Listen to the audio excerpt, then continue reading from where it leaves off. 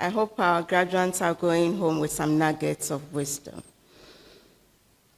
Now I introduce to you Royal Highness Togbe Afede XIV, Agbogo Mefia of the Asogli State. Togbe Afede XIV was born James Akpo in Ho in the Volta region of Ghana on 23rd April 1957 to late Corporal Patrick Akpo and Madame Rose Anyawe, both from Hwe Bankwe. Togbe Afede of the Asogli State in the Volta region was elected as president of the National House of Chiefs from 2016 to 2020. James, along with his late twin brother, began primary school at the Ho Bankwe Roman Catholic Boys' School in 1961 at the age of 4. After 8 years of elementary school, he entered Beje Secondary School in 1969 and successfully completed the GCEO level in 1974. He then proceeded to Laboni Secondary School in Accra, where he excelled in GCEA level examinations in 1976. He earned his BSc in Administration Accounting from the University of Ghana School of Administration, Legon in 1979, and received his MBA from the Yale School of Management in May 1989. Togbe did his post-graduation national service at the World Bank of Housing and Construction, where as a planning officer, he performed financial analysis of loan applications projects and established and negotiated short and long-term loans and financial packages for clients. Between 1981 and 1984, Togbe worked in the Ghana Cocoa Marketing Board as an accountant, subsequently lectured in economics and accounting at Sokoto State Polytechnic School of Management Studies in Nigeria. In 1989, he returned to Ghana, accepting an appointment as a lecturer at the School of Administration, University of Ghana, where he taught financial accounting and accounting theory until 1994. Togbe Afede XIV, the founder of the SAS group of companies, and provides overall strategic co-founded direction to the businesses. He has over 18 years of experience in investment banking, having co-founded Data Bank Financial Services Limited in 1990. Togbe has received recognition for his outstanding contribution to society, including the Order of the Volta Officer conferred by the President J. Kufuor on July 8, 2008, and several other awards, one of which is the 2011 World Entrepreneurial Day Awards, Chieftaincy Leadership 2010 Millennium Excellence Awards, Ghana, Order of the Volta 2008 National Republic Day Awards, Planters of Seed Awards, 2006 Ghana Top 100 Businesses Awards Ceremony, Personality of the Year 2005, Millennium Excellence Awards, Ghana. Ladies and gentlemen, I present to you the Royal Highness of the Asogli State, Togbe Afede XIV. Thank you.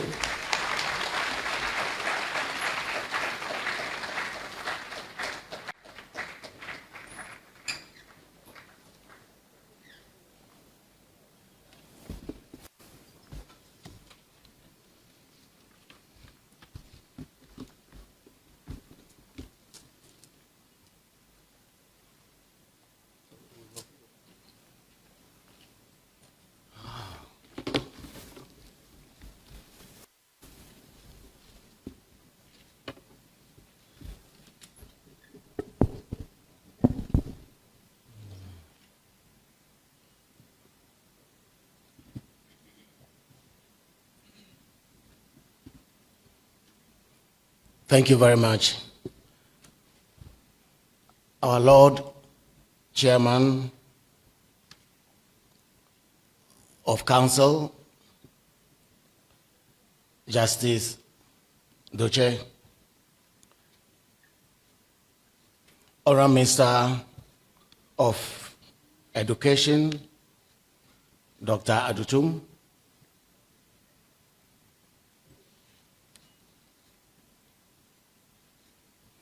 Honorable Volta Regional Minister,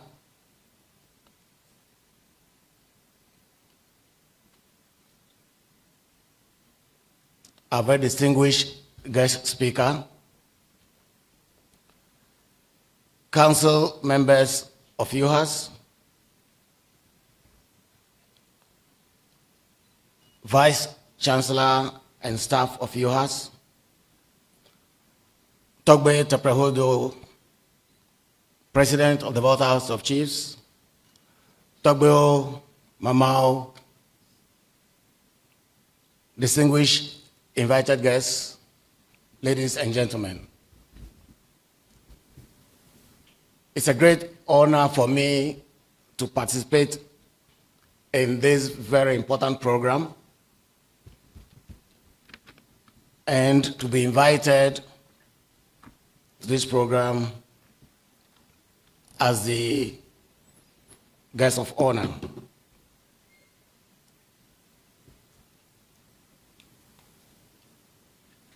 My presence here today reminds me of that very important day, the 7th of February 2011, when, with the support of the chiefs and queens of Asogli, I assisted then President Professor Mills to cut a sword to lay the foundation for realization of what has been the dream of the people of Asogli, the dream for a public university in our community.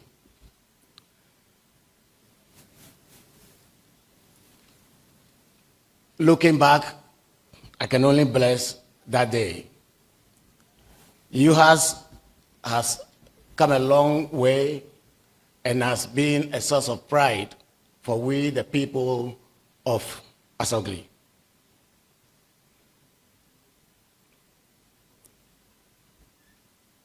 UHAS has achieved so much within its short period of existence. In the areas of infrastructure, we can all see it. The various programs that they run, to which they've continued adding, thousands of students that they've graduated, and therefore the difference they've made in our health sector.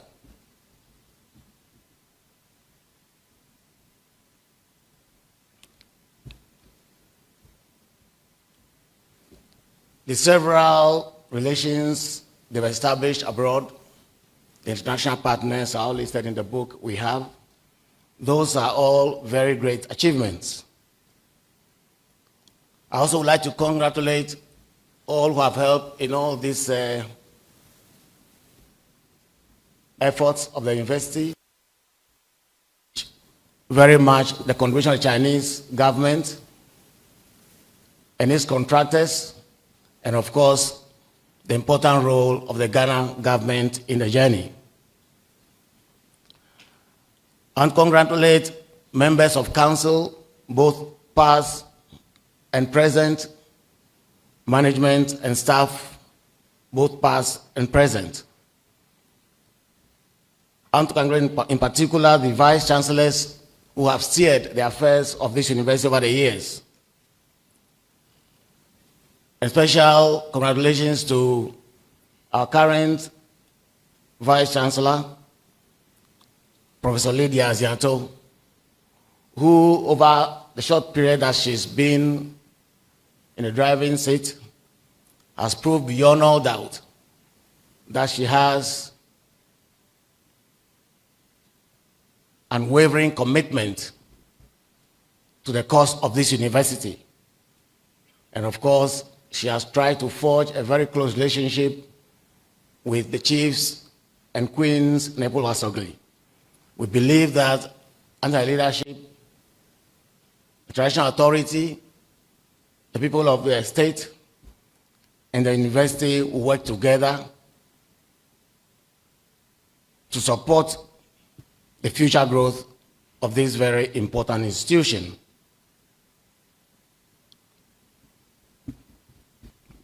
Distinguished ladies and gentlemen, again, I'm honored to be here. This is my first participation in a congregation of this university, and it's my commitment to continue to be part of the journey going forward.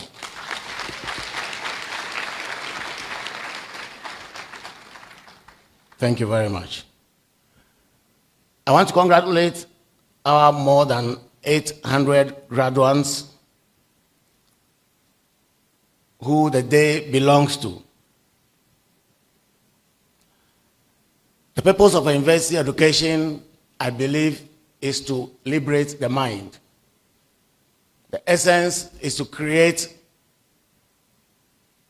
astute decision makers who can make the difference in our increasingly complex society.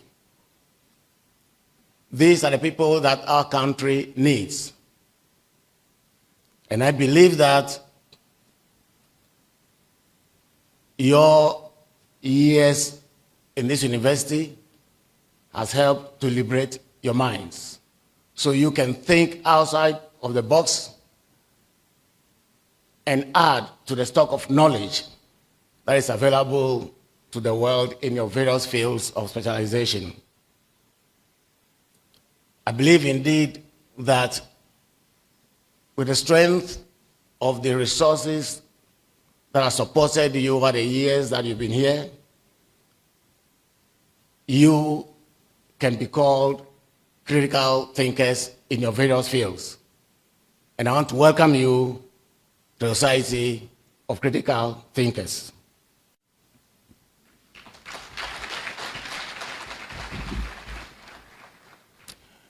You are entering the world in a very difficult period. And of course, the speaker has made reference to the challenges that the world is facing today.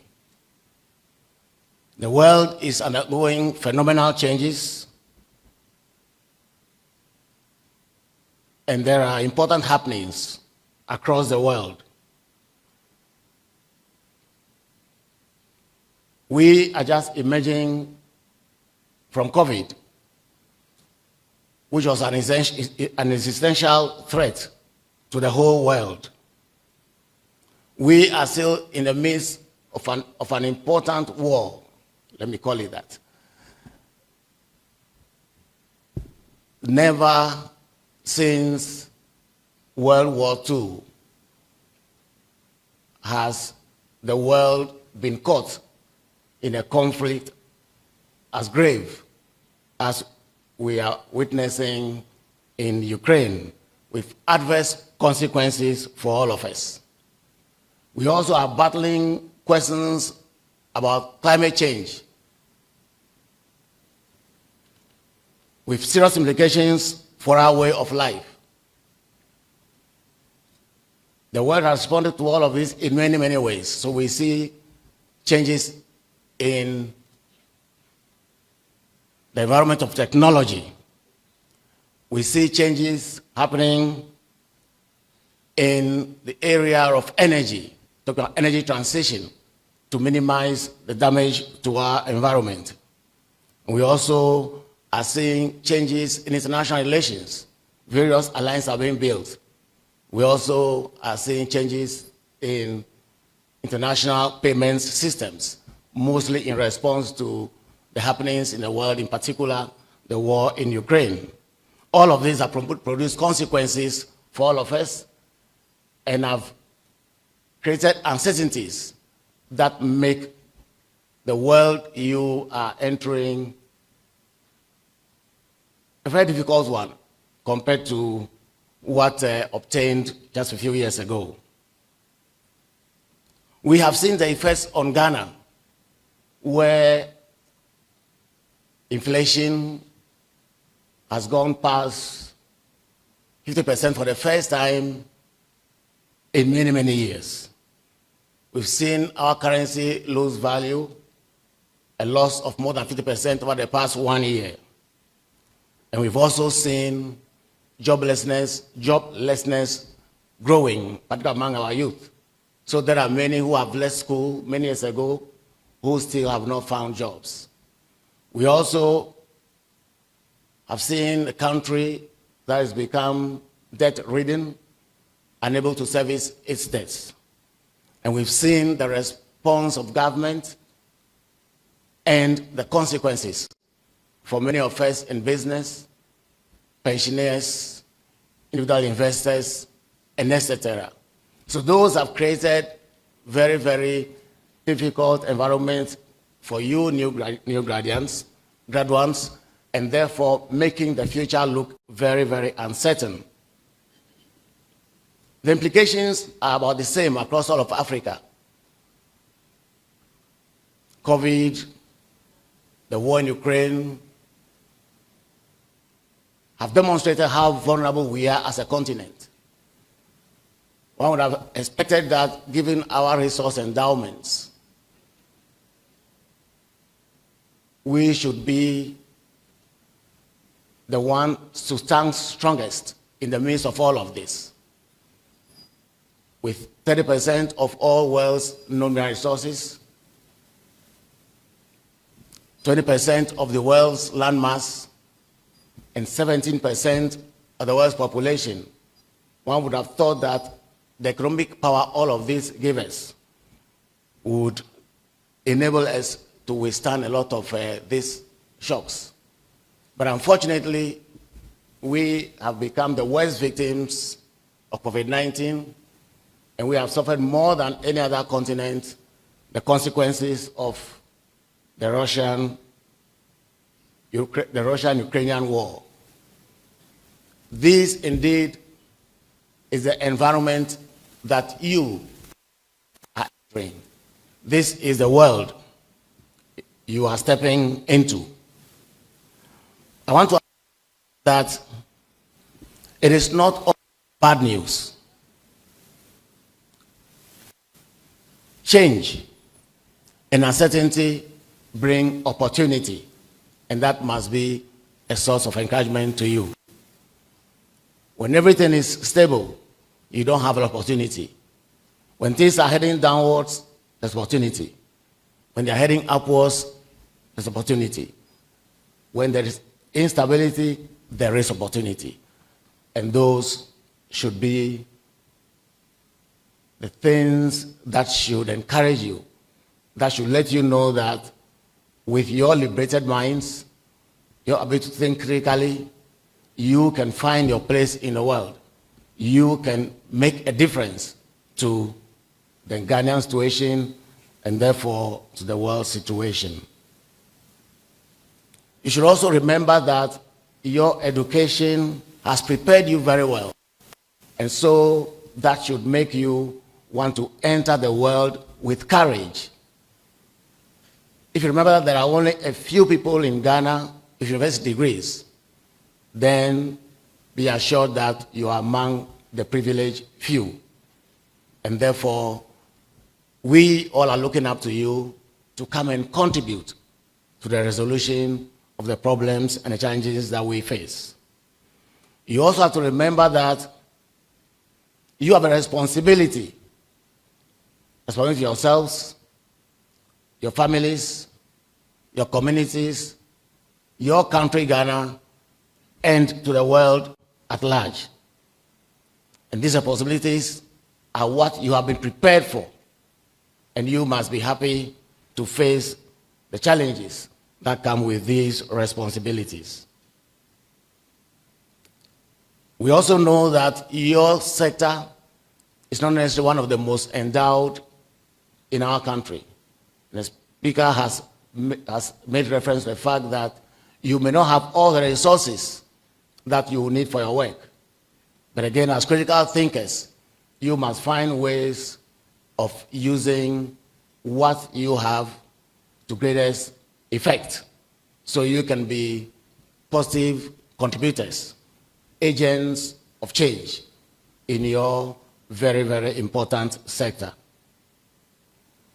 There is a temptation to join the exodus, as we see happening across all sectors, particularly among people of your profession.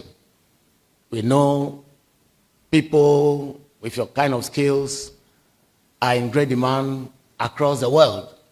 But again, remember, as I said, in times of change, in times of uncertainty, there's an opportunity.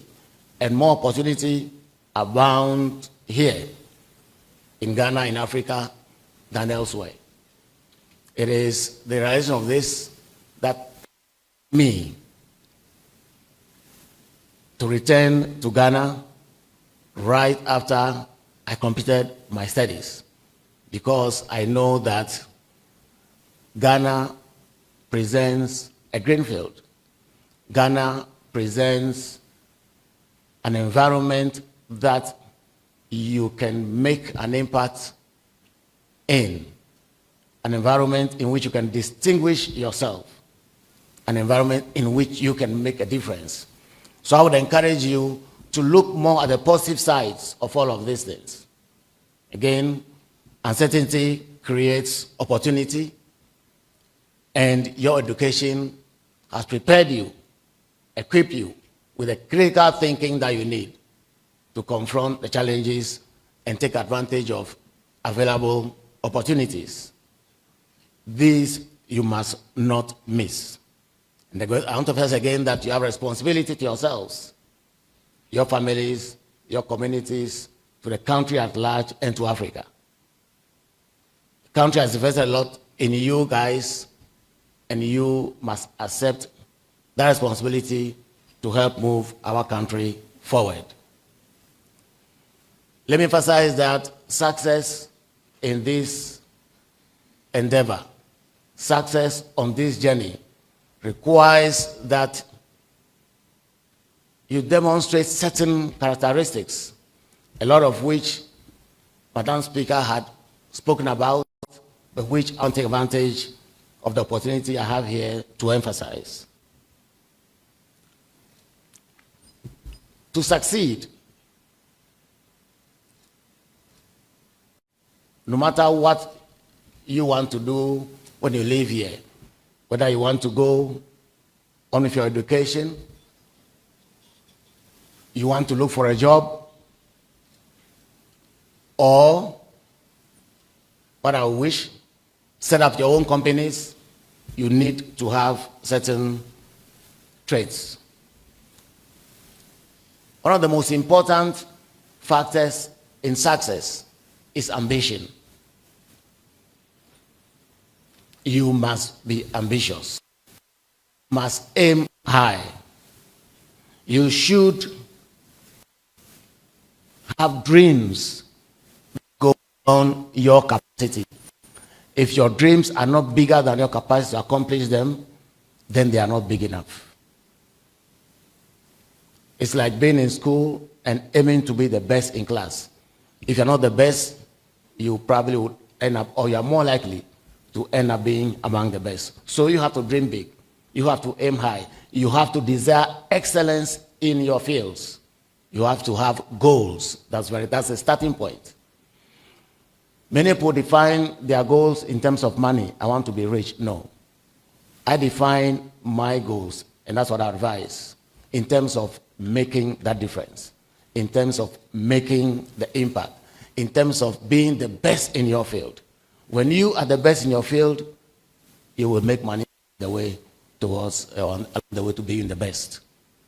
When you define your desire in terms of money, it is not a sustainable desire, because when you get the money, then what next? But if you want to make an impact in the world, you realize that the world always has a problem to solve, and that will motivate you to continue to be on the go. So you have to be very ambitious. You have to aim to be the best in your chosen fields or careers. You want to punch above. But as I've always said, it's one thing to dream, and it's another working towards achieving our dreams. Dreams don't achieve themselves. So I want to advise that you back your dreams with hard work. Hard work is very important. Someone sent me a quotation that has become my favorite.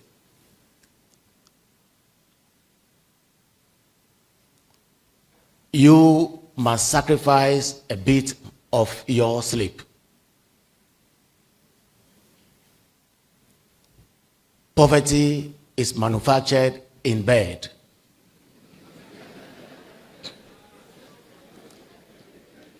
You cannot sleep as though you are competing with the dead and expect to make it in the world of the living. That is very important. Let us work very, very hard.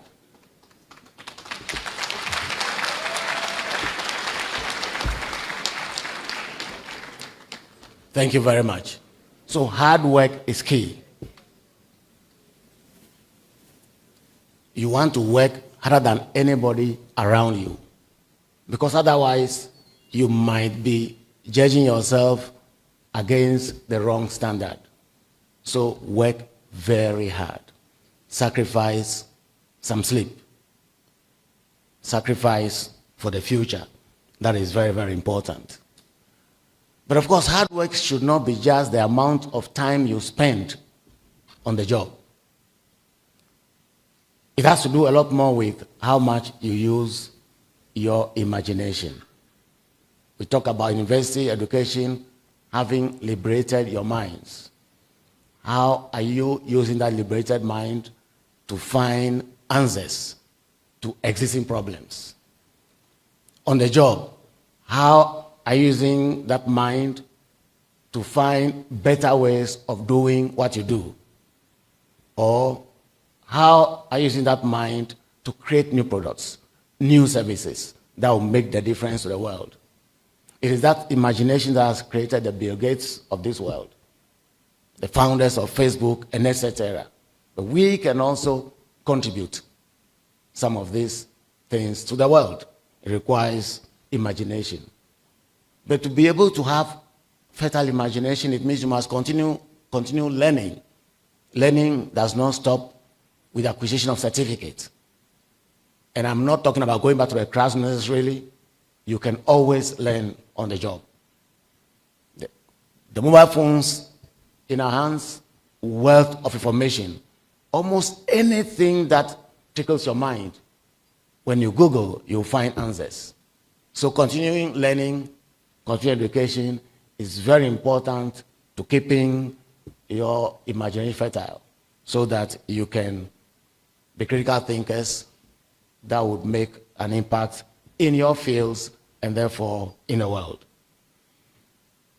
The speaker already talked about the need to plan. Planning is very important on an ongoing basis. Plan your life, plan your future. What do you want to do? Of course, it starts from what targets, what ambition you set for yourself, and therefore plans as to what to do to get to those targets. Extremely important. If you don't plan, you'll be like rolling in the dark. So planning is very important. Let it make it a part of our future, a part of our lives. It's very, very important to plan, at the family level, in business, and etc. You need to plan. Your ambition, your hard work, your imagination, your planning may not guarantee success at first attempt. And that's why I always talk about the need to always persevere. Perseverance is very important. Don't be discouraged when at first trial you fail. You have to keep trying. And of course that we learn when we're kids. If you try, you don't succeed, try again. These are very, very important attributes to have. Ambition, hard work, imagination, of course, continuing learning, planning are all very important, backed by perseverance. But there are also the societal values that are very, very important, because you are going to the world, a world in which you work with people who you can't avoid working with. Imagine you were on an island all by yourself. Your attitude to life will be different. You probably can decide to walk naked the whole day if you are alone on an island. But you are societal beings, so societal values are very critical to our success. Among them, empathy. You'll be working with people from various tribes, maybe from various cultures and racial backgrounds. You need to have empathy. That is what allows you to appreciate where others are coming from. That is what allows you to give them the right respect that they deserve. And that is what allows you to love them and be able to work with them. So empathy is very important. And so is respect for one another and love. We need this very much in Ghana to ensure the maintenance of the peace that we've enjoyed over the years. But we need it as individuals for us to succeed in whatever we do. Whether it's up your own company or you join an company, you have to learn to work with people. So empathy, respect, love, very, very important. Of course, you have to be altruistic, where altruism means trying to do to people what you expect them to do to you. So altruism, as I always say, is the best form of egoism. If you love yourself, you want to succeed, you have to love other people and support them, then they cannot support you back. Selflessness is the best form of selfishness. Very important also is honesty. Honesty, respect of the truth, respect for the truth have become very scarce commodities in our country, and that is not helpful. It doesn't help at the family level, neither does it help in business, neither does it help at school. So we need to hold very firmly to the values of honesty. You want not to waver a hair's breadth from the path of strictest honesty. We need that. That lack of honesty, respect for the truth, affects us in many ways. As individuals, as a country, it undermines our freedom, it undermines justice delivery. So we all need to hold firmly to the values of honesty and respect for the truth. Humility is very important. We need to be very humble. The more successful you become, indeed, the more humble you should be. The more humble you are, the more people will love you, and the more they will support you to achieve what you want to do. So at the workplace, demonstrate humility, both in your interactions with your superiors and your subordinates. Then you have the love and the support that you need to be able to succeed. You are not going to succeed just working as a learned hermit in your own little corner. You need people to support you. You need to show that humility that will make them love you and that will make them support you. No matter how little you earn on the job, whether it's your own company or you're an employee, you must learn to save. The savings habit is very important. I recall when we were in school in those days, secondary school, O-level, we were learning about the factors that determine demand in an economy, or factors that determine demand for a product.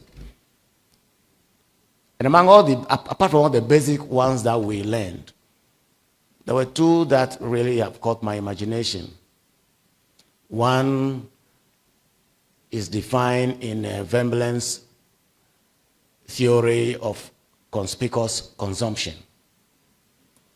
In conspicuous consumption, you want to spend to impress.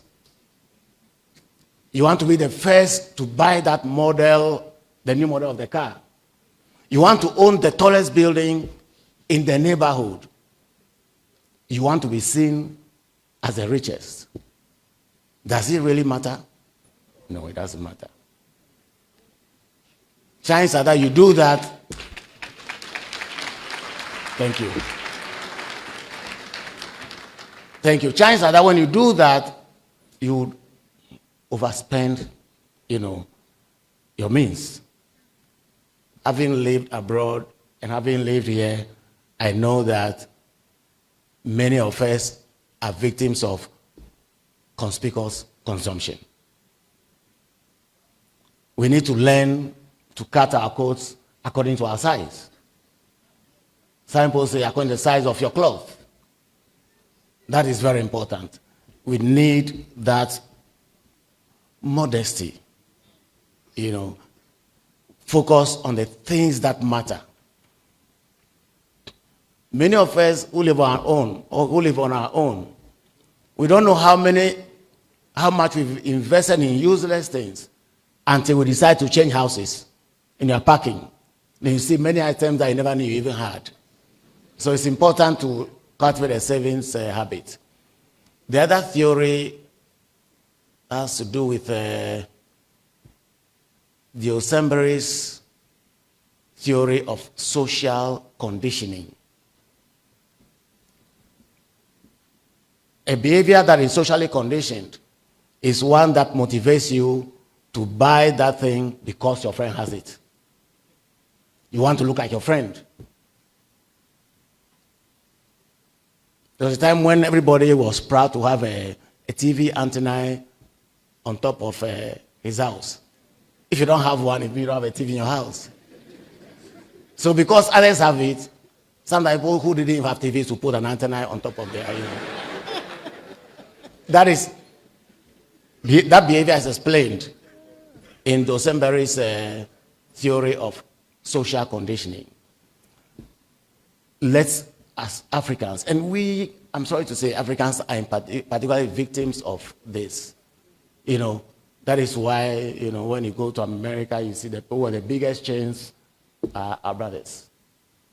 We shouldn't invest in things that don't matter. We have to save a little for the future. You see the kind of uncertainty we are in today in Ghana. You saw what COVID has brought onto us. Who knows about tomorrow? Make hay while the sun is shining. Let's develop our savings culture. And also, very important, is the need for us to show gratitude. Very, very important. Show gratitude to God, your maker. Whether you're Muslim or you're a Christian, once you are religious, there's a belief that there's a maker out there. You have to show gratitude to him. But it's not about just going to a chapel and praying all night. No. When God helps you, typically, he helps you through other people. So show gratitude to those people. Those of you who are living, remember, God has blessed you through UHAS. So show gratitude to UHAS.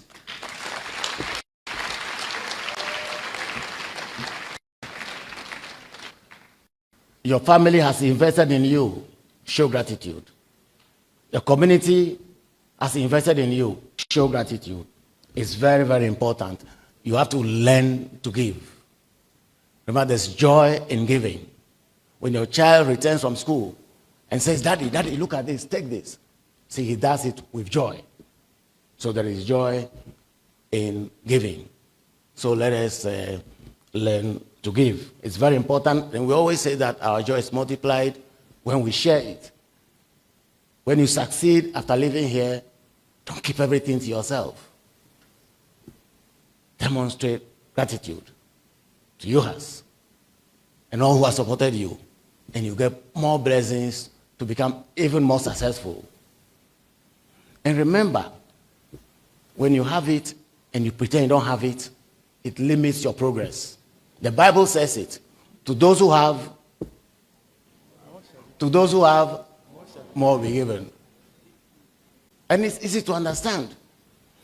If you go to 2 funerals, one of a very rich family, one of a very poor family, where are you more likely to donate more money?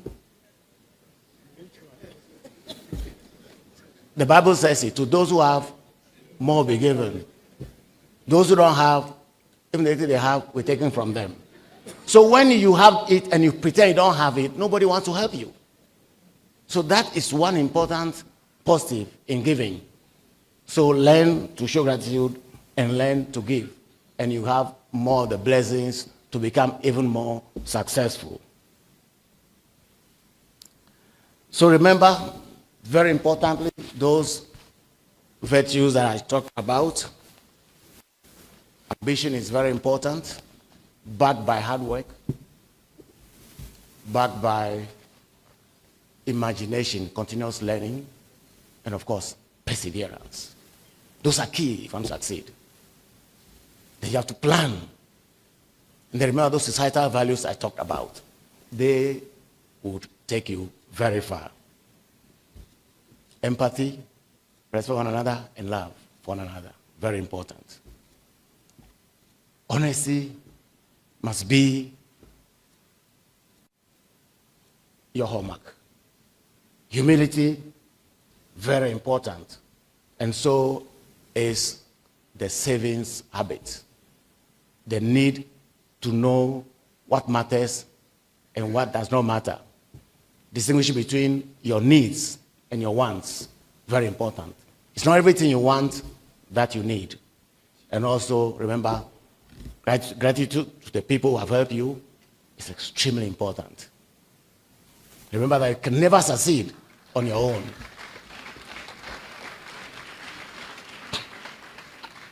In closing, I want to emphasize this few points. One, the need for us to develop and ensure we have a very strong alumni group. A strong alumni group can be very supportive of the university, and it gives a chance to alumni to show that gratitude. And I want to urge that all of you who are living today register and become members of UHAS alumni from immediately. And that is what the university must encourage, so that instead of waiting for you to go, when we start chasing you, we grab you right here. And it's very important to maintain communication with the alumni. There is so much that is happening every day in UHAS. If the Vice Chancellor goes to Accra to meet the Chinese ambassador, it's news. These are things that you can maintain, in your alumni news, so that the alumni are constantly informed. If alumni don't know what you are doing, they are unlikely to want to support the university. So maintaining a strong alumni group has to do with two things: keeping all of them on the register and also regularly communicating with them.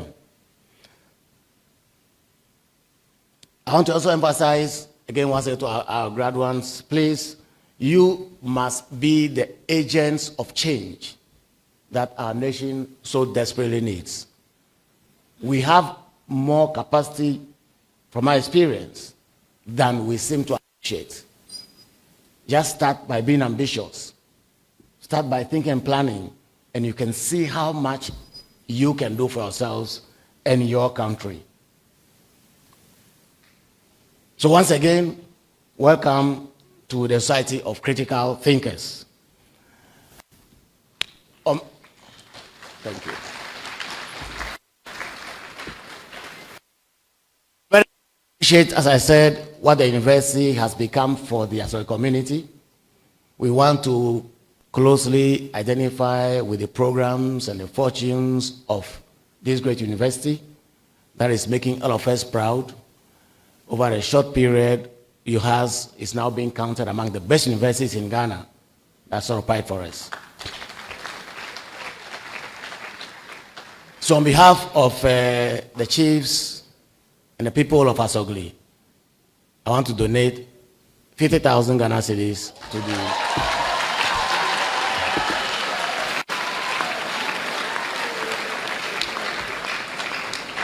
and that goes to the endowment fund.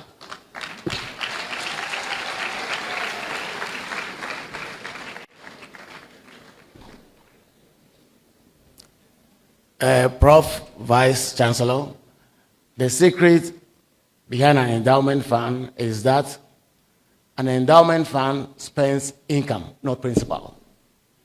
When you invest it and spend principal, that is what allows the fund to grow. Otherwise, people put in money and it goes out. Put in money, it goes out. There will not be an endowment fund. Endowment principle requires that principal is not touched. Only the income, the interest, and dividends that allows the principal to grow. So that is the kind of endowment that I am imagining you have. One that spends income and preserve principal. It does not mean you can never ever touch a principal. In time of great need, the council can resolve. Let's touch a little bit of our principal. That's acceptable. But as part of its policy, our endowment fund must spend interest, dividends, so we can preserve the principal. Thank you very much, and congratulations again.